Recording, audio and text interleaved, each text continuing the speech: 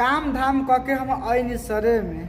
अरे भैया जी सबके पता है कि सब काम धाम करके सरे में आवेला। ई ना कि भौजी के लहंगा में जाएगी, भौजी के लहंगा के सियन फाट जाए। का हाल बा भाई? आज हम फिर से बात कर ले बानी अवधेश प्रेमी से के। तो आज के वीडियो बहुत खास बनल भाई। ऐसे कहते हैं कि वीडियो पूरा देखा तब ना मजा आई। तो वीडियो बनाने के बाद से कई मकसद आप सभी को दिल से हंसाने के लिए, ना किसी को ठेस पहुँचाने के लिए। तो वीडियो देखने के बाद भूल जाता है। आज की वीडियो स्टार्ट करता नहीं। बहुत खुशी के बात बा कि भौजी तहा दे में दे रगड़ दिल बारे।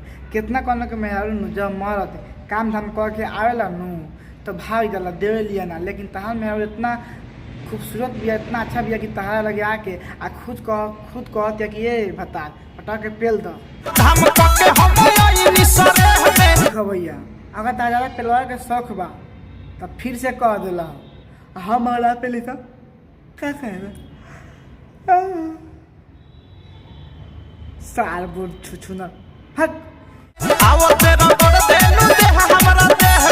भैया। हम ना चाहता नहीं कि भौजी दूसरे के दे। अब भौजियो ना चाहती है कि तहारा के और के ठेके दी। ऐसे हम कहता भैया कि तू टेंशन मत ला, पटा के पेलता भौजी पेलवा ला, पटा के चाटू भौजी चाटवा ला। मन कर जाई हम बहरा हो भागी। क्या बात करता रहा? मन करे जाई हम बहरा भागी?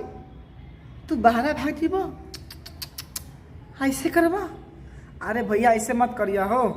तू बहरा भाग जीबो तो भौजी के मन दुख हो जाएगा, भौजी देबे ना करी।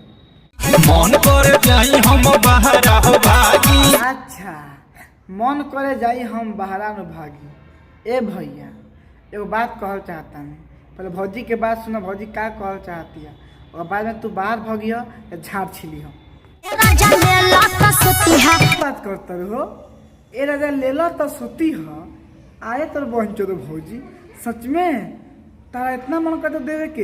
ए भैया सुना ना, भौजी कितना प्यार से कहती है कि राजा लेला तो सुती हो, लेने ला सुत रही ले लो। भौजी भौसरी वाले बहुते अच्छा कहता है कि राजा लेला तो सुती हो, सुते में नींद बढ़िया लागी। नींद का सोच कहो ना तार पहुँच तार रंड के शक्ति खत्म हो जाए, बस तारा उठे के मन ना करी, अच्छा से नींद पड़ी, सुबह खुद गान में लात मार के जगाए तो जाके जाए काम करिए बस।